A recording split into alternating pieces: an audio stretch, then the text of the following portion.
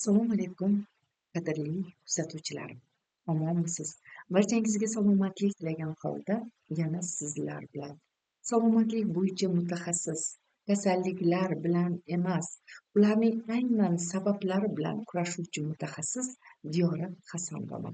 Bugun bu rolik boshqa roliklarimdan farqlicha kasallikning ildizi, uning sababi, ko'p kasalliklarimizni keltiruvchi bitta organ, uning ish faoliyati, u nima uchun kasal bo'ldi, u qanday qilib tiklash mumkin, bu haqda siz bilan to'lig'icha gaplashmoqchiman. Bugungi ma'lumotim aynan sog'likni juda katta foiziga ta'sir qiladi, o'zi kichkinagina bo'lib ta'sir qiluvchi organ haqida gaplashmoqchiman. Bu organimiz bizga eng kerakli bo'lgan, har kunlik, har sekunda kerak bo'layotgan energiya bilan bizni ta'minlovchi organ. Aynan bu organ qalqonsimon bez va uning kasalliklari, chiqish yo'llari haqida suhbatlashamiz. Demak, sizga slaydlar orqali ko'rsatmoqchiman. Bu slaydlarda sizga yetkazibroq berish maqsadida, fikrlarimni tiniqroq qilib yetkazish maqsadida olganman. Albatta, e'tibor berishingizni so'rayman. Demak, e'tibor bering. Bu roligimni kimlar uchun, aynan bu videorolik kimlar uchun ekanligini juda bilishingizni istayman. Bu rolikni ko'rishingizga sabablar agar o'zingizda topsangiz, mutaxassis sifatida oxirigacha ko'ring deyman. E'tibor bering. Agar sizda doimiy charchoq bo'layotgan bo'lsa, uxladingiz, turdingiz, charchayapsiz. Ovqat yedingiz, charchayapsiz. Ko'chadan keldingiz, dam olishdan keldingiz, charchaysiz. Sababini bilmaysiz. Holsizlik bilan kurashyapsiz. Har xil holni yaxshilash uchun har xil preparatlar, dorilar, ovqatlar yeyapsiz, lekin dam olmayapsiz. Aynan sababi bu rolikda to'liq ko'rsatib beriladi. Demak, ikkinchi sabab, sochingiz to'kilyapti. Tinimsiz soch to'kilyapti. Har xil ishlarni qiling. Ya'ni maskalar qo'yyapmiz, shampun almashtirdingiz, baribir soch to'kilishi bor. Demak, rolikni ko'rishingizga sabab bor. Keyingisi, vazningiz yo oshib ketyapti, yo pasayib ketdi. Oynaga qarab dilingiz xira bo'lyapti. Nega? O'zingizda qarilik alomatlarini seza boshladingiz. Stresslarga tushyapsiz. Bu rolikda sizga sababi nima ekanligini ko'rsatadi. Har xil dietalar qilib, sport zallariga borib, hamma narsadan charchagan bo'lsangiz, siz aynan bu yerda sababni ko'rasiz. Keyingisi, qish mayli, yozda ham qo'l oyog'ingiz muzlaydi. Naskilar kiyib yurasiz, o'zingizga tushunmayapsiz va atrofdagilaringiz muncha muzsan deydi. Aynan sizga bu hol tanishmi? Demak, bu roligimni albatta ko'rishingizni tavsiya beraman. Demak, asabiylik yoki jahldorlik, e'tibor bering, ayolimizni qo'pol bo'lsa ham tirnoq ostidan pul qidiryapmiz. O'zimizni o'zimiz idora qila olmayapmiz, boshqara olmayapmiz, asabiy bo'lib qoldingiz. Aynan sababi mana shu rolikda. Aynan mana shu loyiha siz uchun. Demak, ertalab uyqudan turyapmiz. Oxirgi vaqtlarda shishlar paydo bo'ldi. Pochkangizni tekshirtiryapsiz. Suv ichmaslikka harakat qilyapsiz. Shishni suvlardan deb o'ylaysiz. Aslida esa oddiygina qalqonsimon bezdagi holat sizdagi отекlarni kelishiga sabab bo'ladi. Отекlar yuzda bo'ladi, ko'zda bo'ladi, qo'llarimizda, kelingki oyoqlarimizda boshlanadi. Biz boshqa narsalardan izlaysiz, lekin javob yo'q. Natijasiz bo'lsangiz, bu rolik orqali aynan javobini ko'rasiz. Yillar davomida darmon ichyapsiz. qalqonsimon bezingizda muammo topishdi. Demak, bugun Eltraxin 50, 70, 100 hammasini ichib ko'ryapsiz. Yoki Yodafol, Yodamarin ichib keryapsiz. Orqasidan gormonlarga o'tirdingiz va sizga aytishyapti. Umringizni oxirigacha ichasiz. Agar bu sizga aytilgan gormon icha boshlagan bo'lsangiz, bu rolikda sizga chiqish yo'li ko'rsatiladi. Yaxshi uxlay olmayapsiz. Asabiysiz. Har safar Asabiyligimizni nimagadir yo'yamiz. Bugun uxlolmadim, asab bo'luvdim, boshim og'ridi, uxlolmadim, nimadir bo'ldi, lekin uxlolmayapman. Uxlaysizu boshingiz dam. Sabab esa bitta organimizni noto'g'ri ishlay boshlashi. Bu haqda bu rolikda to'liq ma'lumot beraman. Demak, yana bir narsa bor.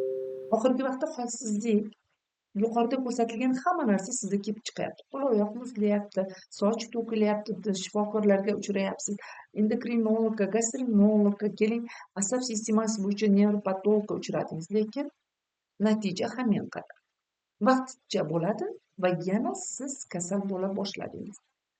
Sabab esa bitta organimizning to'liq ishlay olmasligi bizni shu holatlarning kelib chiqishiga sabab bo'ladi.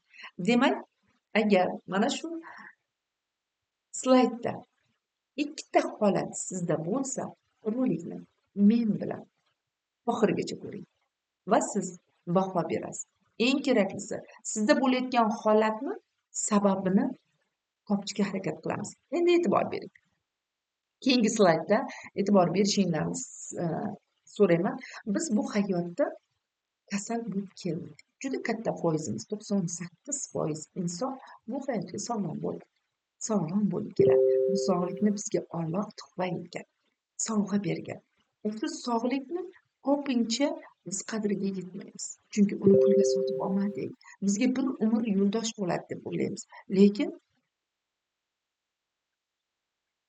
xulosa qilganimizda aksincha, biz sekin sog'ligimizni yo'qotayotganligimizni bilib qolamiz. E'tibor bering, mana bu go'zal ayolni holatlarini qarang. Birinchi bosqichda demak bizda holatimiz yaxshi, hech qanday kasalliklarimiz yo'q, quvnaymiz, yoshligimiz deymiz, hech qanday kasalliklarsiz yuramiz. Sekin e'tiborsizligimiz, sog'likni qadriga yeta olmayotganligimiz sababli bizda charchoq boshlaydi. Holsizlik dedik, charchoq boshlanadi. Demak, dam olsam o'tib ketadi, nimagadir charchab qolyapman, nimadir bo'lyapti deb qo'yamiz. Ikkinchisi uyquchalik. Postoyanno hamma vaqt, ming bora uzr, biz uyqu istaymiz. Yotsam yotardim. Holsiz bo'lib yuraveramiz. Va soch to'kilishlar. Soch to'kilishni ayniqsa biz ayollar har qanday holatga yo'yamiz. Farzandli bo'ldim, soch to'kilarkan, emizikli bo'ldim, soch to'kilarkan, asabiy bo'ldim, sochim to'kilyapti va biz shampunlar va boshqa holatlarda almashtirishga harakat qilamiz, lekin yana natija yo'q. Endi e'tibor bering, bularga o'zimizcha davo topishga harakat qilamiz. Boshimiz og'risa bosh og'rituvchi ichamiz, uyquchanlikka harakat qilamiz turishga, keling soch to'kilishiga boshqa maskalar qilishga harakat qilamiz, lekin sog'ligimiz mana shu holatda 2-3 yildan keyin yana boshqa narsalar qo'shila boshladi. Bizga tanida bu ortiqcha vazn qo'shila boshladi yoki vazn tashlab yuboryapmiz. Tanamizda har xil отекlar, shishlar paydo bo'ldi. Ertalab turdingiz, hayron qolasiz, yuzingizda har qanday holat, har qanaqa shishlar paydo bo'ldi. Biz albatta suyuqlikni kamaytirishga va pochkalar bilan ishlashga harakat qilamiz, lekin sabab boshqa narsa. Oshqozon ichak muammolari ham kelib chiqdi. Endi biz bunday har xil dorilar ichamiz, o'zimizcha, to'g'rimi? Mana shu 2-3 yil ichida juda ko'p og'riqni qoldiruvchi, bartaraf qiluvchi dorilarni ichamiz. Bugun yana bir sirni aytmoqchiman. Bizga o'sha dorilar vaqtincha ta'sir qilishni unutib qo'yamiz. Bular tez yordam ekanligini unutamiz. Bizni davolaydi deymiz, e'tibor bermaymiz. Mana shunga 5-7 yil o'tib qoldi. Qarang, qanday holatni o'zgarishini ko'rsatib beradi. 5-7 yil ichida endi bizda tug'illar, gipatiroz, gipertiroz, autoimmun, tireoidit, zaharli bo'qmoq kelib chiqa boshlaydi. Biz endi endokrinolog orqali tavsiyasi bilan gormonlar qabul qila boshlaymiz. Aynan bu holat o'zimni boshimdan o'tgan. Bugun sizga bemalol ayta olishimga sabab bu holatlarning ko'pi o'zimni tanamdan o'tgan.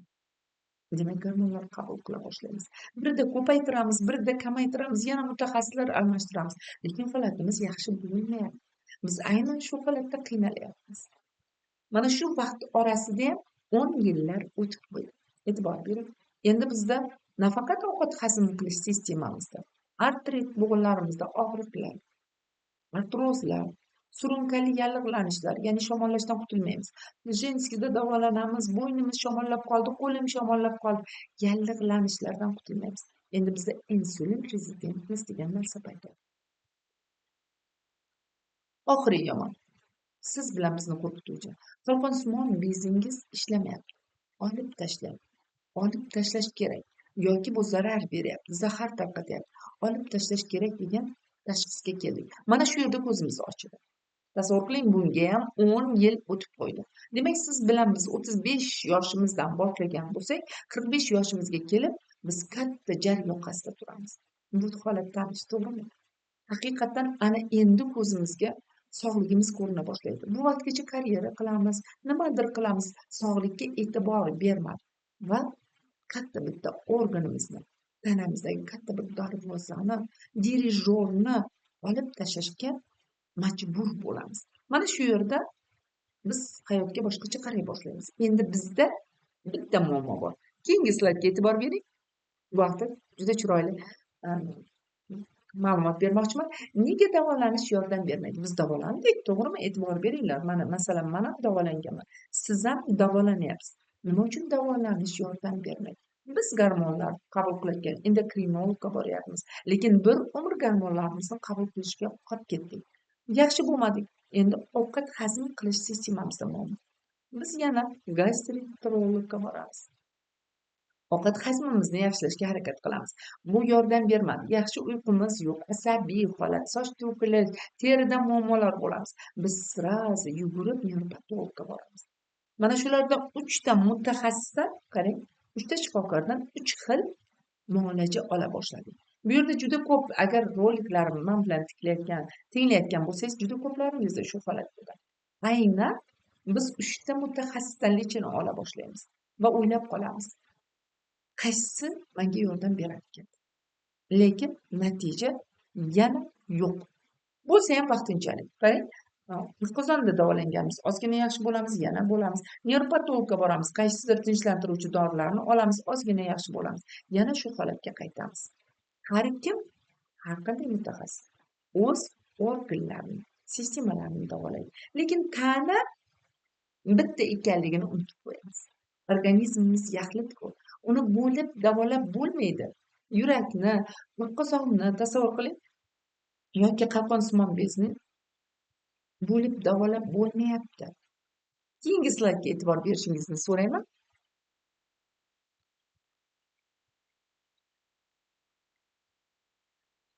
Judayam berishlaring, e'tibor berishinglarni so'rayman. Demak, qalqonsimon bezda mana shunday operatsiya holatigacha keldik. Endi nima qilishni o'ylanib qoldik. Mana shu yerda men sizga bir narsa aytmoqchiman. Yillar davomida bizda juda ko'p problemalar bo'ldi. To'g'rimi? Bizda karyera qurish, farzandlar kamolini ko'rish, ularni o'qitish juda ko'p. Demak, muammolarimiz ko'p edi. Va sog'lik degan narsani unutdik. Yana bitta haqiqat bor. Agar biz salomatligimizda muammoga duch kelsak, jiddiy muammoga tushsak, bizda bitta muammo. Bu ham bo'lsa, sog'ligimni tiklashim kerak. Sog'lik bo'ldi, u hamma muammolar ikkinchi darajaga tushadi. Xuddi shu holatda men ham bo'lganman. Demak, siz bilan qisqagina qilib mening hikoyam deb o'zim haqimda ma'lumot bermoqchiman. Chunki bu loyihada qatnashishingiz uchun men haqimda ma'lumotga ega bo'lishingiz kerak. Men bugun hayotimni ikkita bo'lakka bo'lgan bo'lardim. Birinchisi, demak, xuddi hammamiz kabi muammolari ko'p ayol bo'lganman. Demak, maktablarni juda yaxshi bitirdim. Qizil diplomlarga deb o'sha vaqtda nima qilganmizsa, восхищение deydi. Shunday qilib juda ham yaxshi o'qiganman. Tasavvur qilinglar, orzulari ko'p ayol bo'lganman. Qiz bo'lganman. Nimagadir erishish uchun harakat qilganman. Mana shunday vaqtda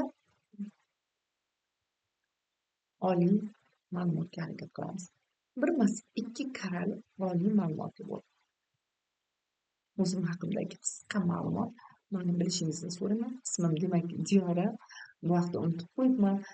Familiyam Hasanova, yoshim 57 da, oilaliman, turmush o'rtog'im, 3 ta farzandim, 5 ta nabiraning buvijonisiman. 2 karra oliy toifali mutaxassisman. Demak, oliy ma'lumotli bo'lish bu baxt edi va hamma kabi karyera qurishga harakat qildim. Karyeram bor, farzandlarim yaxshi joylarni bitirishdi, hamma joyga qo'l yetkazayotgan anaqa deydi, qo'limni uzatsam qo'li yetayotgan holatga keldim. Uyim, joyim, turmush o'rtog'im, farzandlarim, yana bir kattagina joyni rahbari bo'ldim.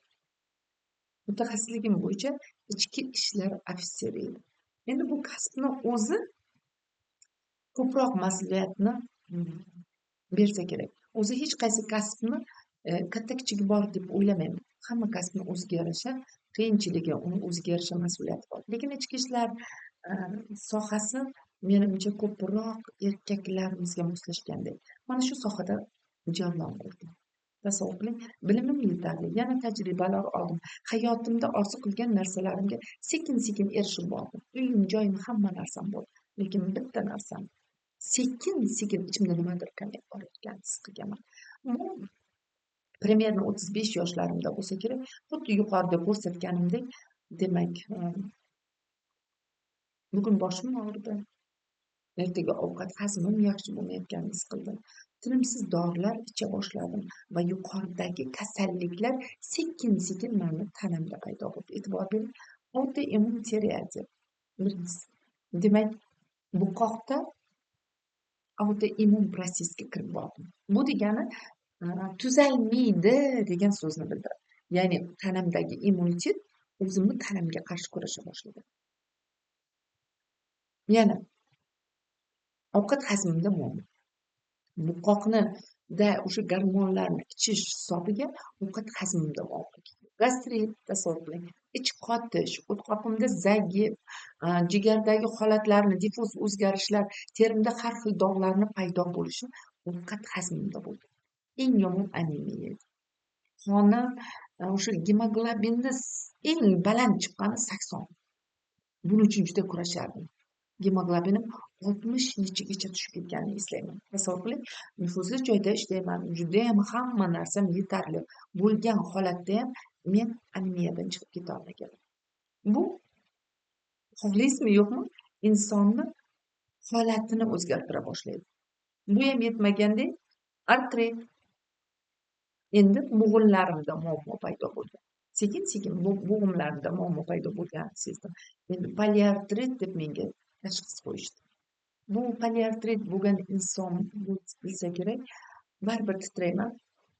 Insonni bitta joyi og'rimaydida. Bugun boshqa joyingiz, erta boshqa joyingiz, bugun oyog'ingiz, bugun barmog'ingiz, bugun bitta barmog'ingiz butun tanangizni sirqiradi. Va yeyishdagi cheklovlar. Poliartrit bilan murojaat qilayotgan insonlarni tanam bilan his qilaman. Dusham bilan deydi-ku, his qilaman, chunki bu kasalliklarni ko'pi o'z boshimdan o'tgan. Endi bu yetmaganda mastopatiya. Bu safar u vaqtda men saratonga kirdim degan qattiqroq narsa paydo bo'lgan. Bugun sal boshqacharoq qarayman. Buni mastopatiyani asosiy sababi demak, qalqonsimon bezdagi muammo ekanligini bugun juda yaxshi bilaman. Va uni bartaraf qilish yo'llarini bilaman.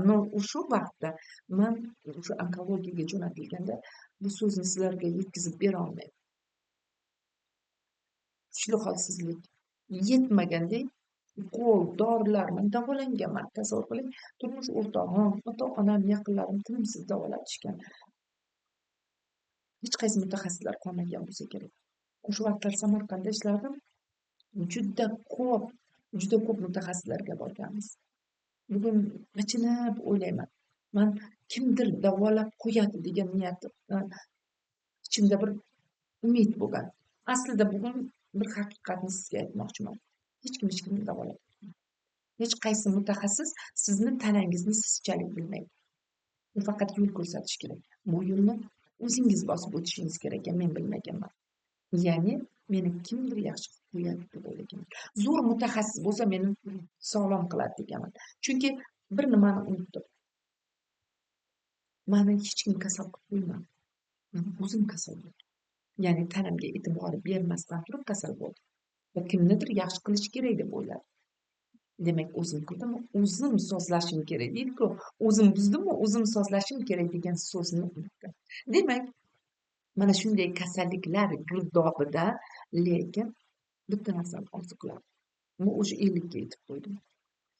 50 gacha borishim kerak. Pensiyamgacha bormasam pastur degan narsa bor edi. Kasal holatimda tinimsiz ukollar immunitet tushib ketgan, tez shamollashlar, ukollar olib ishga ketardi. Endi shunday ayolni o'zingiz tasavvur qilib ko'ring. Na oilada, na jamiyatda, na farzandlarimga yaxshi ona bo'lganman. Oxirgi vaqtlar men o'zimni, yaqinlarim tugul o'zimni o'zim tanay olmay qoldim. Yuqorida turgan o'sha go'zal oilada o'zimni o'rnim yo'qolib ketayotganini his qilganman. Bugun aytaman, sog'lom bo'lmasangiz jamiyatga ham yordamingiz to'g'ri kelmaydi. Tasavvur qiling, kasal inson, kasal sog'ligida muammosi bor. Xuddi o'qituvchi bo'lsin, u yaxshi o'qita olmaydi. U yaxshi rafiqa bo'lolmaydi. U yaxshi farzand bo'lolmaydi. U yaxshi ona bo'lolmaydi. Chunki o'sha sog'lik degan narsa xalaqit beradi. Keyingisi e'tibor beringlar, judayam man mana shu kasalliklarim, bukit kasalliklarim bilan hayotimning ikkinchi hozirgi yashayotgan holatimga kelgan. Bu 49 yoshimda bo'lsa kerak, juda og'ir holatga kirib kelgan. Kasalliklar girdobida qiynalib kelgan. Endi e'tibor berishingizni, sizlarga e'tibor berishingizni so'rayman. Bugun 57 yoshimda o'zimni 40 yoshimdagi holatdan yaxshiroq his qilaman. Bugun o'qiyman. Tasavvur qiling, talabaman. Bugun o'qitaman, o'qituvchiman. Bugun shogirdlarim atrofimda parvona. Bugun yaxshi buvijonman. Bugun yaxshi rafiqaman. Bugun yaxshi onaman. Jamiyatda o'zini tutgan insonman. Mana shu darajaga yetkazgan yuqorida ko'rib turgan ayol, yonimda turgan ayolga e'tiborlarini qaratishinglarni so'ragan bo'lardim. Namirekin Navoiy Mirzayev mani nafaqat sog'ligimni tiklashimga yordam berdi. Bu hayotda umuman o'rnimni topishimga yordam bergan ustozim. Umrimni oxirigacha boshim egilguncha ta'zim qilaman va shu kishidan olgan bilimlarimni xalqimga berib kelyapman. Bugun nafaqat O'zbekistonda, balki chet ellardan ham olgan bilimlarimni xalqimga yetkazish uchun harakat qilyapman. Bugun ta'zimda bo'lib, man o'sha kishidan olgan bilimlarimni xuddi shu holatda xalqimga yetkazib kelyapman va ayollarimizni, umuman insonlarni, kasalliklar girdobida qolib ketgan insonlarni bu hayotga qaytishiga yo'l ko'rsatyapman. Chunki bu yo'lni bosib o'tdim. Bu yo'l to'g'risida bilimim bor, tajribalarim yetarli bo'lyapti. Aynan bu loyihamning asosiy maqsadi ham xuddi shunday. Keyingi slaydga e'tibor berishinglarni so'rayman, chunki mana shunday fikrga ega bo'ldingiz. Men nafaqat o'zimni sog'ligimni tikladim bu yerda, onajonimni sog'ligini tiklashga muvaffaq bo'lganman. Umrlarini uzayishiga, bugun oxiratlari obod bo'lsin. O'zimni farzandlarimni bo'ldi operatsiya degan holatdan chiqishiga sabab bo'lganman. Bugun nafaqat man yaqinlarim, bugun yuzlab, minglab mijozlarga ega insonman va har kun salomatlik borasida nimadir ma'lumot olib xalqimga yetkazib beruvchi ko'p qirrali mutaxassisman. Demak, bugun nafaqat man salomatlik bo'yicha mutaxassis, supplementologiya, nutritsiologiya, valiologiya, tinimsiz tibbiyotning yo'nalishlarini, yangi yo'nalishlarni o'rganib xalqimga yetkazib berib kelyapman. Demak, e'tibor beramiz. Bugun qalqonsimon bez to'g'risida ma'lumot berishda bu haqda qisqacha ma'lumot beraman. Bilaman, ijtimoiy tarmoqlar orqali tibbiyot xodimlari bu haqda ko'p ma'lumotga ega. Lekin bugun men sizga berayotgan ma'lumotlarim jay darajasiga. Qalqonsimon bez o'rtada turib, bizni bo'yin qismimizda joylashgan kichkinagina kapalaksimon organ bo'lib, butun tanamizni energiya bilan ta'minlashda katta rol o'ynaydi. Va butun tanamizga kerak bo'lgan energiyani beruvchi gormonlar mana shu yerda ishlamaydi. Tasavvur qiling, buni man bugun generator degan bo'lardim. Tanamizni energiya bilan ta'minlovchi generator. Tasavvur qilinglar, aynan mana shu generator yaxshi ishlamasa butun tanamiz svitsiz o'tiradi. Men bugun juda ko'p insonlarimga aytdim. Demak, agar e'tibor bersangiz, qalqonsimon bezda muammosi bor insonlar yaxshi kula olmaydi va hamisha holsizlikda bo'ladi. Mavzumiz ham o'sha holsizlikdan chiqish, quvvatimni qaytarib bering degan narsa bor. o'sha quvvatni beruvchi organ, generator degan bo'ladi. Hamma quvvatni beruvchi gormonlar o'sha yerda ishlab chiqariladi. E'tibor bering. U yana bitta ishi bor. Qalqonsimon bez bizni gormon, o'sha ishlab chiqaradigan gormonlar energiya bilan ta'minlashdan tashqari qonni filtr ham qiladi. Bu haqda bilamidingiz? Har 17 minutda bizni qalqonsimon bezimizda qonimiz o'tar ekan. Har 17 minutda. U aynan qonni og'ir metalldan, tuzlardan demak filtr qiladi. Bu haqda bizga ko'p bilimlar berilmagan. Demak, tanamizda ishlashini dirijor kabi, demak, to'la qonni ishlashini nazorat qiladi. U bitta ish bajarmaydi. E'tibor bering, generator, energiya bilan ta'minlovchi, bizni tanamizni to'liq filtr qilayotgan, qonni filtr qilayotgan yana dirijor vazifasini bajaruvchi kichkinagina organ. Usiz tasavvur qiling, qo'yidagi organlar yaxshi ishlay olmaydi. Mana shu gormonlar, endi qisqa ma'lumot beraman, aynan qalqonsimon bezda T3, T4 siz bilayotgan gormonlar ishlab chiqariladi. T2 esa hech qachon qalqonsimon bezda emas, bizni boshimizda, gipofizda ishlab chiqariladi. Buni bilishingizni istayman. Endi tasavvur qiling, mana shu qalqonsimon bez mana shu gormonni ishlab chiqarish uchun unga kerakli mikroelementlar bo'lishi kerak. Bo'lmasa ishlay olmaydi. Shulardan eng kattasi yod. Demak, yod mikroelementi qalqonsimon bezni ishlatuvchi kalit. Mana shu kalit bo'lmasa, bu yerda gormon ishlab chiqarilmaydi. Tasavvur qiling, mana yod, endi tasavvur qiling, yodni biz qayerdan olishimiz mumkin? Qaysidir mikroelementlar tanamizda sintez qilinadi, lekin yod tashqaridan qabul qilinadi bizga. Demak, ko'p bilamiz, biz qayerdan yodni olishimiz mumkin? Ko'pincha aytishadi, yod menga mumkin emas, menda qalqonsimon bezimda yod ko'p ekan deb. Endi mulohaza qilib siz bilan. Biz yod yo'q o'lkada yashayapmiz. Dengiz emas, quruqlikda yashayapmiz. Tasavvur qiling, qayerda bizda yod ko'p bo'lishi mumkin? Lekin biz tanamizda yodni to'xtatib qo'yamiz. Mana shu yerda yana bir haqiqatni bilishingizni istayman. Yod faqat qalqonsimon bezga kerak emas. U tanamizda yod 100% deb olayotgan bo'lsangiz, bor yo'g'i 20% bilan qalqonsimon bez ishlaydi. Tanamizda terimiz ham eng keraklisi, ko'kraklar, butun tanamizga yod kerak. Endi tasavvur qiling, qalqonsimon bezda yod ko'p deb biz tanamizga kerakli bo'lgan o'sha norma yodimizni me'yorini bermay qo'ysak.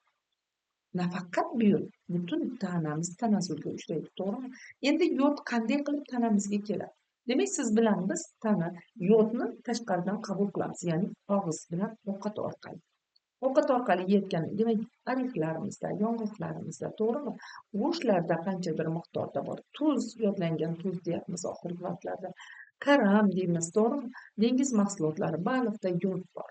O'sha yod biz yeganimizdan keyin, demak, sekin ovqat hazm qilishda polni ishlanib, qon orqali qalqonsimon bezga boradi. Juda ko'p yod ichyapman, yodafavol, yodamarin ichyapman, yaxshi bo'lmayapman degan insonlarga aytmoqchiman. Uni ishlab, tanada to'liq ishlab kelishi uchun nima qildik? O'ylab ko'ring, agar oshqozon ichida kislotnost normalni bo'lmasa, demak, yod o'ldi o'sha yerda. Biz kutyapmiz, qalqonsimon bez yodni kutib turdi. Lekin oshqozonda muammo bor. Biz yedik, baliq yedik, o'shaning ichidan yodni ajratib olinishi kerak, to'g'rimi? Oshqozon ichida kislotnost normada bo'lmasa, demak, bu to'liq o'tmaydi. Endi tasavvur qiling, o't qopimizda muammo bo'lsa, yana ishlab chiqarish yana pasayadi. Ichaklarimizda zapor, ichib ketish, undagi muammolar, bakteriyalar kamayishi yoki muammo yara bo'layotgan bo'lsa, yana bizda yodlarimiz yo'llarda qolib ketadi. Jigarda sintez qilinishi kerak, to'g'ri? Jigarda ham muammo bo'lsa, demak, bizni qon orqali jigardan keyin boradi, to'g'rimi? Jigarda ovqat hazm qilish sistemasi deyiladi. O'sha sistemalarda muammo bo'lganda bizga ichib yeb turgan, norma olishimiz uchun yeb turgan yodimiz ham to'liq bormaydi. Shuning uchun ham qalqonsimon bezni o'zini davolab bo'lmaydi. U butun atrofda boshqa organlar bilan birgalikda ishlaydi. Endi tasavvur qiling, yod keldi, T3, T4 gormonimiz demak ishlab chiqara boshladi. Bu yerda faqatgina bitta yod bilan gormon to'laqonli ishlab chiqarilmaydi. Quyida ular haqida ham ma'lumot beraman. Ishlab chiqara boshladi. Endi tasavvur qiling, bu ikkita gormon bizni hujayramizga sirasi kirgizib bera olmaydi. Bitta 3 gormon hujayraga kirib o'sha kerakli gormonni bera oladi. Energiyani. Bitta 4 gormoni bizda запасной gormon. T4 gormoni T3 ga aylanishi uchun jigarda sintez qilinadi. Ana endi jigarda yog' bosgan bo'lsa, jigarda parazitoz bo'lsa, infeksiyalar bo'lsa, e'tibor berasizmi, gormonlarimiz yana yo'lda yo'qoladi. Insonni tanasi shunchalik mukammal qilib ishlangan, u bir-biridan alohida yasholmaydi. Alohida ishlay olmaydi. E'tibor bering. Buni qisqa qilib tushuntiryapman. Mikroelementlar bo'lmasa ishlamaydi. Keyingi anaqaga o'tamiz, slaydga. Tiklanish aynan mana shu holatdan chiqish uchun o'zim o'tgan sog'ligimni o'sha tiklash uchun, qalqonsimon bezni tiklash uchun o'tgan mukammal yo'limda va tajribalarim, bilimlarimga asoslanib mana shu loyihaga qo'ydim. Buni 5 ta qadam dedim. Masalan, 5 ta qadam bilan qalqonsimon bezdagi har qanday holatdan chiqib ketishimiz mumkin. Bugun mutaxassis sifatida buni isbotlab berishga harakat qilaman. Demak, yuqorida ko'rdinglar, qalqonsimon bez hamma organlar bilan birgalikda ishlaydi. Aynan ovqat hazm qilish sistemasi bo'yicha. Demak, birinchi siz bilan biz ovqat hazm qilish sistemasidan boshlaymiz. Demak, siz menga qalqonsimon bez bo'yicha muammolaringiz bilan kelganingizda qalqonsimon bezga kerakli dorilarni bering deysiz. Juda ham ko'plarimiz patsientlarimiz keladi, lekin men hech qachon ularga qalqonsimon bez uchun kerakli bo'lgan selen, sinklarni berganim befoyda ekanligini aytaman. Chunki ovqat hazm qilish sistemasida tiklamasak, biz olgan narsalarimiz hammasi demak bekorga ketadi. Ikkinchisi, ovqatlanish ratsioningizni o'zgartirishingiz kerak. Chunki qo'pol bo'lsa ham qisqa qilib aytaman, tanangizga musor solishni to'xtatishingiz kerak. Qaysi musor, qaysi toza ekanligini aynan mana shu loyihada o'rgatadi. Uchinchisi, organizmni tozalash. Keyingi qadam tozalash. Tasavvur qiling, o'zi tanaga ikkita narsa kerakda, u yaxshi ishlashi uchun. U mukammal rossiyskiy zavod. U ishlashi uchun u toza bo'lishi kerak. Hamma narsada e'tibor beringlar, toza biz ishlatish uchun uni tozalaymiz birinchi. Toza bo'lishi kerak, unga hech narsa xalaqit qilmasligi kerak. Demak, biz organizmni tozalashimiz kerak. Nimadan tozalaymiz deyishingizni yana quyida tushuntiraman. Demak, unga xalaqit beruvchi narsalardan tozalash kerak. Keyingina qalqonsimon bezga o'ta olamiz. Qalqonsimon bez o'zi biz o'sha ovqat hazmini to'g'rilaganimizdan, sog'lom ovqat kirgizganimizda tanani tozalashimiz bilan bu ishlay boshlaydi. Ana endi uni kasal bo'lmasligi uchun 5-qadamni bosamiz. Kasal bo'lmasligi uchun nima qilish kerak? Agar e'tibor bergan bo'lsanglar, biz kasallansak, kelinglar, yuragimiz og'risa kardiologiyada yotamiz. Ota-onalarimizni ko'p yotqizganmiz, lekin ming afsuslar bilan aytmoqchiman, kardiologiyada to'liq yaxshi bo'lib ketgan bemorni ko'rmaganman. Ular muntazam ravishda borib davolanib turadi. O'sha kasalxonaga bog'liq bo'lib qolamiz. Borishim kerak, tekshirtirishim kerak, nima bo'ldi degan o'sha stressda yashaymiz. Bu loyihamda esa bir umr organizmingizni nimadir kasallanishini kutib emas, undan quvonch olib yashashni o'rgatadi. Keyingi slayd. Birinchi, demak, qanday qadamlar qilamiz, nimani tiklaymiz? Birinchi qilayotgan ishimiz, e'tibor bering, rolikda juda ham ko'rishingizni istayman, oshqozon ichkarisidagi kislotnisni to'g'rilaymiz.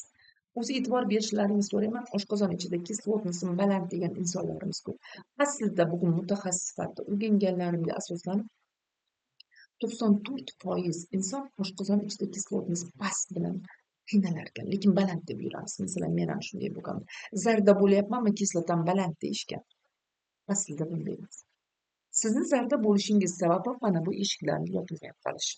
Mushaklar yaxshi ishlamay, eshiklar, sfinkterlar yaxshi yopilmay qolgandan keyin qaynaganda tepaga chiqa boshlaydi. Biz esa kislotnis baland deymiz. Kislotnis baland bo'lsa, biz ovqat yeganimizda turib qolmaydi. Kislotnis baland bo'lsa, unga mix solsak ham hazm qilish kerak. Uni ichidagi kislota shunday kuchga ega. Demak, oshqozon ichidagi kislotnisni normal holatga keltirishimiz kerak. Keyingi qilinayotgan ichaklardagi muammolarni yo'qotishimiz kerak. Tasavvur qiling, o't dimlanishi bo'lmasligi kerak. O't teshayib qoldi, o't zasорение bo'ldi, o'tda toshlar, qumlar bo'lmasligi kerak. Mana shu yerda o'tdagi toshlardan ham, polyeplardan ham e'tibor bering. Ichaklardagi kolitdan ham sekin-sekin oshqozon ichkaridagi muammolardan, helikobakter pylorilardan ham birinchi qadamda mana shu ishni qilamiz. Ovqat hazm qilish sistemasini tiklaymiz. Demak, bunda e'tibor bergan bo'lsanglar, bizni programmalarimiz bor. Faza 1, faza 2, kaskad usullari, autofagiyalar bor. Bular orqali biz o'tdagi tosh, polyep, ichakdagi yaralar, oshqozonni ichkarisidagi helikobakter pylori, jigarning yog'lanishi, ulardan to'laqonli vitaminlarning yaxshi so'rilishini ta'minlaymiz. Keyingi etapga, demak, ovqatlanish umuman dasturxonimizni boshqacha qarashga harakat qilamiz. Bu diyetalarsiz. E'tibor bering, diyeta o'zi nima? Yillab grechkada o'tiramiz, yillab qaysidir diyetalarni qilamiz, lekin organizmga juda ko'p narsalar kerak. Biz diyeta qilganimizda organizmni charchatib qo'yamiz. Biz esa siz bilan sog'lom ovqat tanlashni o'rganamiz bu yerda. Sekin-asta o'zgarishlar bo'ladi. Ovqatga ongli munosabatda bo'lamiz. Yog' yeyishim kerak ekan, nima uchun suv ichishim kerak ekan, tasavvur qiling, tanamizni tushuna boshlaymiz. Nima uchun magniy pasaydi? Demak, nimadir bo'lyapti. Ovqat orqali energiyani tiklashni o'rganamiz. Juda ko'pida osh yeymiz, juda zo'r oshlarni yeymiz. Shu vaqtda charchoqni his qila boshlaymiz yoki shashlik, jizlar. Lekin aynan o'sha ovqatlarga nima qo'shib yeganimizda u bizni tanamizga foyda bo'lishi mumkin emas. Quyida agar e'tibor bergan bo'lsanglar, juda ko'p foydali ovqatlar qo'yilgan. Bularni qanday qilib va qancha miqdorda yeyishni siz bilan mana shu loyiha orqali o'rganib chiqamiz. Demak, sog'lom ovqatlanishga o'tamiz. Keyingisi e'tibor bergan bo'lsangiz, organizmni tozalash. Yuqorida aytdim. Organizm sog'lom ishlashi uchun unga bor yo'g'i ikkita narsa kerak. Bu mukammal qilib yaratilgan Alloh tomonidan. Mana shu ikkita narsaning yo'qligi uni kasal bo'lishiga sabab bo'ladi. Birinchisi, u toza bo'lishi kerak. Ishlashi uchun hech narsa xalaqit bermasligi kerak. Ishlayapti, muntazam sistema ishlayapti. Unga nima deb xalaqit beradi? Bular parazitlar, gijjalar deymiz, bir necha turlari bor. Mana shu yerda bir ochiq haqiqatni aytib ketmoqchiman. Biz parazitlar bilan kasallanish darajasida Afrikadan keyingi o'rinda turarkanmiz. Bu juda ham achinarli holat, to'g'rimi? Tanamizda parazitlar soni ko'payib ketgan. Kamida O'zbekistonda 2-3 ta parazit qurtlar bor ekan tanamizda. Bu agar normadan oshib ketmasa bizga xalaqit bera olmaydi, lekin bizda ko'pincha me'yordan oshib ketadi. Keyingisi zamburug'lar. Parazitlarni tozalash oson, lekin zamburug'dan chiqib ketish aynan qiyin. Endi zamburug'dan chiqishingiz uchun bitta sistema yaxshi ham ishlash kerak. Bu immun sistemasi. E'tibor bering, siz tozalash jarayonida immun sistemasini ham yaxshilanishiga sharoit qila boshladingiz.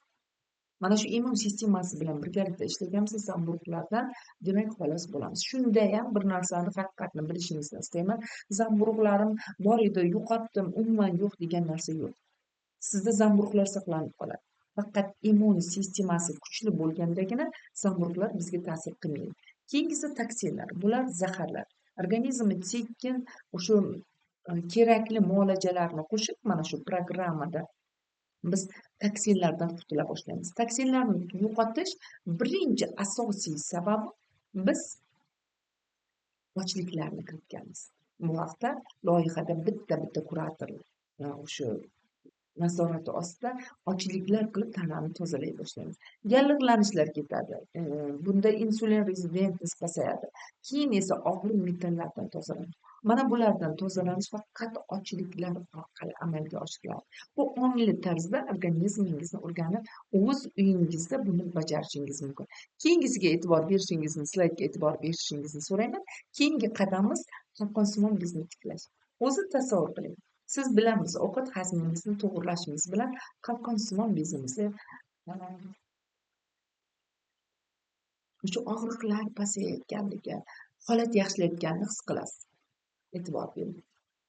Biz orqasidan ovqatlarni to'g'ri qo'ya boshladikmi, yana qalqonsimon bez yaxshi bo'la boshlaydi. Chunki unga kerakli mikroelementlar boradi-da. Keyingisi tozalaganingizda tanangizni parazitdan, zamburug'lardan qalqonsimon bez ham tozalanadi. U sekin jonlana boshlaydi. Endi unga kam bo'lgan narsalarni beramiz. Demak, qalqonsimon to'laqonli yaxshi ishlashi uchun bu bezimiz yod kerak, selen kerak, rux kerak, temir kerak, jeleza pastligi bor. D vitamini, B guruh vitaminlar bera boshlaymiz. Qaysi kam bo'lsa, mukammal tarzda to'ldirib, protez orqali to'ldirib boriladi. Chunki sizda bu yerda nazorat mutaxassislar tomonidan supplementologlar orqali beriladi va kuratorlar orqali siz o'zingizdagi o'sha defitsitlarni to'ldirasiz. Mana shu defitsitlar to'lishi bilan sizni holatingizda nima o'zgaradi? E'tibor bering. Baxt. Bugungi holatimga e'tibor bering. 1 soatdan beri sizga rolikni olyapman. Men charchamadim. Men har bir bilimni haqimga yetkazayotganda baxtni his qila boshlayman. E'tibor bering ayolim. Haqiqatan inson sog'lom bo'lsagina baxtni his qila oladi. Quyoshni, oyni, suvni, atrofdagi go'zallikni his qila boshlaydi. Mana shu go'zallikni his qilish organizmni tushunish deydi. Organizm sizga xizmat qila boshlaydi. Tasavvur qiling, bir vaqtlar organizmni bizga xizmat qilish uchun bergan, biz unga to'g'ri qaramaganligimiz sababli u bechora ishdan chiqa boshladi.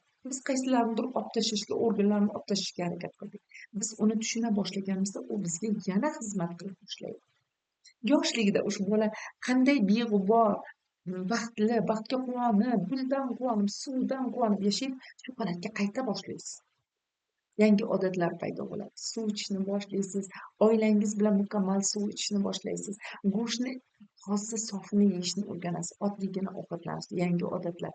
Mol go'shtidan qo'y go'shtiga o'tib olasiz. Endi o'ylamaysiz, davleniyam ko'tarilib ketadi deb. Siz ta'mni his qila boshlaysiz. Natijalaringiz yaxshilana boshlaydi. Endi kechirasiz-ku, mana yoshim o'tdi dediga, mana 40 yoshimda hozirgi holatim sog'ligim bo'yicha balandroq dedim, yaxshiroq dedim. Siz kundan kunga qarishmas tanangizni tiklab bora boshlaysiz va qo'rquvsiz hayotga o'tasiz. Qo'rquvsiz hayot degani nima degani? Nogiron bo'lib qolmasmikanman poliartritdan? Rak bo'lib qolmaymanmi желудкамda? Davleniyam chiqib ketib insult, infarkt bo'lib qolmaymanmi? Onkologiya deb qaltirab qolmaymanmi tugunlar bilan deb yashamaysiz. Siz bir umr qo'rquvlarsiz yashay boshlaysiz. Xo'sh, bunday dastur qancha davom etadi va men bilan qancha vaqt bo'lasiz? Bu dasturimiz 3 oy davom etadi. Ya'ni sog'ligingizni butun qalqonsimon bez bilan keldingiz, to'g'rimi? Tugun dedingiz, ayit dedingiz, gipotireozim bor, toksичный zobim bor deb menga murojaat qildingiz. Lekin bu dastur orqali butun sochingizdan boshlab tirnoqning uchigacha davom etadi. Organizmingiz to'laqonli tozalana boshlaydi va o'zingizni boshqacha his qila boshlaysiz. Birinchi oyda demak siz bilan oshqozon ovqat hazm qilish tizimi bilan ovqatlanishni o'rganamiz. Sizda oshqozon yaxshi ishlay boshlaydi. Qarang, qorindan bo'lmaydi. O't qopingizdan ko'p narsalar tushadi. Poliplardan qutulasiz. Kista, miomalardan qutula boshlaysiz. Ikkinchi oyda organizmni tozalaymiz. Endi nimadan tozalaymiz? Boya aytgandek, poliplardan tozalaymiz, parazitlardan, zamburug'lardan, toksinlardan tozalay boshlaymiz. Ikkinchi oy tozalashga o'tadi. Uchinchi oyda esa qalqonsimon bez va uning defitsitlarini to'ldira boshlaymiz. Endi o'ylab ko'ring, qalqonsimon bezga yod kerak. Yodni bera boshlaymiz. Birinchi oydan o'zi butun tanangizga bera boshlaysiz. Ruh butun tanaga kerak. Sink butun tanaga kerak. Biz qalqonsimon bezni to'g'rilayapmiz deb sog'ligimizni to'laqonli tozalaymiz. Dal ketamiz sizga. Mana shu yerda mana shu dastur mana shunday dastur natijasida olgan qisqa natijalarim bilan tanishtirib o'tishni istagan bo'lardim. Bunday natijalar kanalim alohida albatta kirib ko'rishinglarni so'rayman. Bu kanalimda yillar davomida yig'ilgan mehnatlarim deyman. Bunda o'zimni natijalarim, yaqinlarimni natijalari, hozirgi patsientlarimning dil so'zlari bor. Bu yerda hammasini mukammal tashlashga harakat qilganman. Bularni chegarasi yo'q. Lekin ayrimlarini siz bilan bo'lishmoqchiman. Manda aynan qalqonsimon bez bilan kelib, mana shu loyihamda 11 yil farzand ko'rmagan insonlarimiz farzand ko'rdi. Man bepushtlikdan bugun juda katta natijalar olyapman. Agar sizda yillar davomida qiynalib turgan bo'lsangiz, borib shifokorlarga charchagan bo'lsangiz, gormonlar olib qiynalayotgan bo'lsangiz, vazningiz oshib ketdi va umuman hafsalangiz pir bo'lib farzandsizlik degan narsani o'zingizga olib qo'ygan bo'lsangiz, albatta bu loyiham siz uchun degan bo'ladi. Loyihada kelib nafaqat farzandsizlik va tanangizdagi butun kasalliklardan xalos bo'lish imkoni bo'ladi. Bunday natijalarim juda ko'p. Natijalar kanaliga o'tib, o'zlaridan o'tib so'rashingiz mumkin. Bu yerda dil so'zlar yozilgan. Qisqacha aytib o'tmoqchiman. Assalomu alaykum.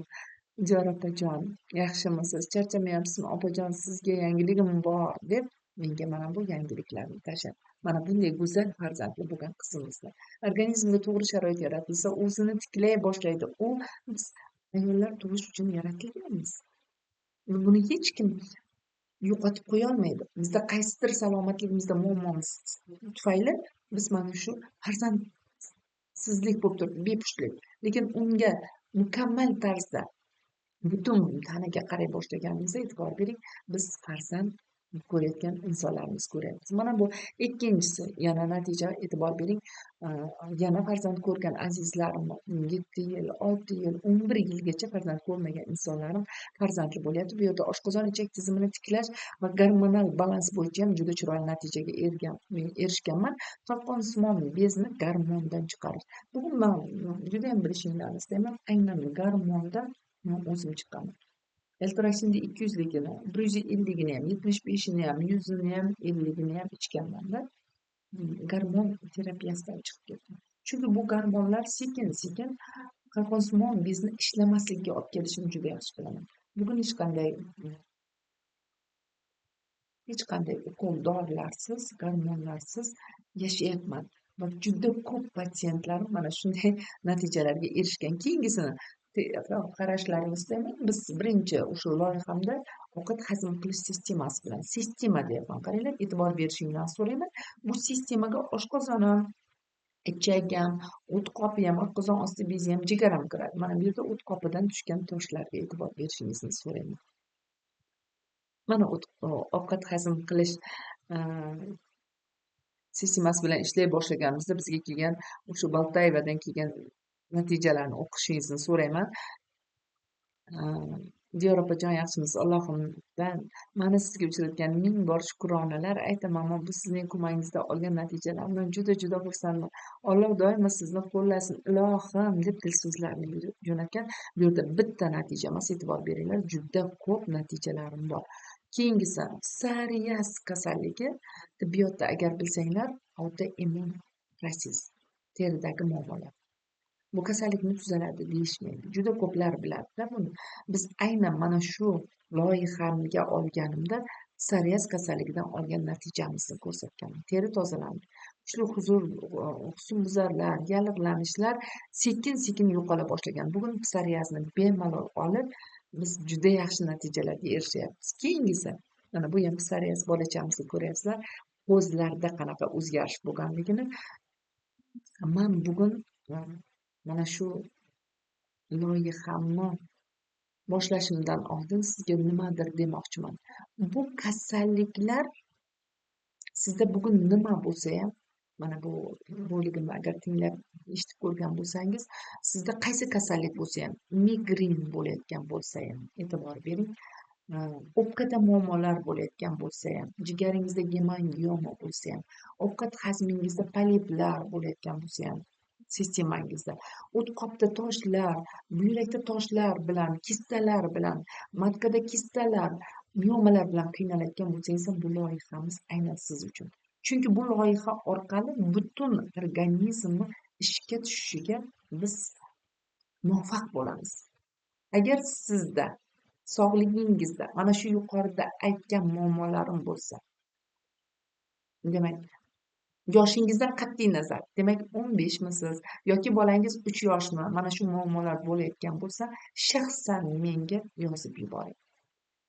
sizni nima bezovta qilayotganligini, sizga qanday diagnozlar qo'yilganligini, agar qo'yilgan bo'lsa, qanday analizlaringiz bor, hammasini jo'natib, mendan konsultatsiya olish imkoniga ega bo'lasiz va loyihamda qatnashib, sog'ligingizni tiklash imkoniga ega bo'lasiz. Yuqorida ko'rsatilgan natijalarimni demak, yana ko'tarilishga sabab bo'lasiz. Qadrli kuzatuvchim, avvalambor mana shu rolikni oxirigacha men bilan birga bo'lganligingiz uchun, meni tinglaganligingiz uchun o'z minnatdorchiligimni bildiraman. Bu rolikni olish oson bo'ldi deya olmayman. Chunki butun ichimdagi dilimda o'tgan narsalarni shaxsan hammasini yetkaza olmagan bo'lishim mumkin. Lekin yurtimizda qalqonsimon bez bilan bo'layotgan muammolar juda qiyin ahvolda qolgan insonlarim uchun albatta buni olishim kerak deb o'zimni oldimga maqsad qo'yganman. Qadrli kuzatuvchilarim, albatta men bu loyiham orqali sizda salomatligingizda beriladigan har bitta muammoni yechimini topishga yordam beraman. Menimcha bunga yetarli bilim va tajribalarim yetarli deyman. Avvalambor guruhimni kuzating, kanallarimga albatta kirib chiqishingizni so'rayman. Natijalar guruhimni kuzatib ko'ring va men bilan bog'lanishga harakat qiling. Aynan guruhdagi har bitta yordamchilarim sizni men bilan tezroq bog'lanishingiz uchun xizmat qiladi. Demak, loyihamda ko'rishguncha azizlar.